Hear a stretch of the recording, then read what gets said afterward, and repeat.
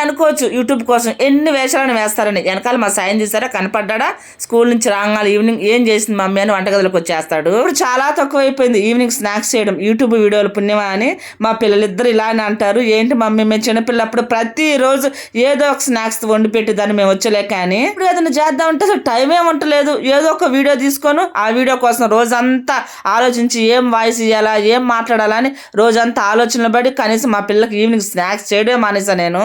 రోజు అనుకుంటా శారీ కట్టుకుని వీడియో తీయాలని. శారీ కట్టేది లేదు, నేను వీడియోలు తీసలేదు, మా పిల్లలకి స్నాక్స్ వండి పెట్టేది లేదు.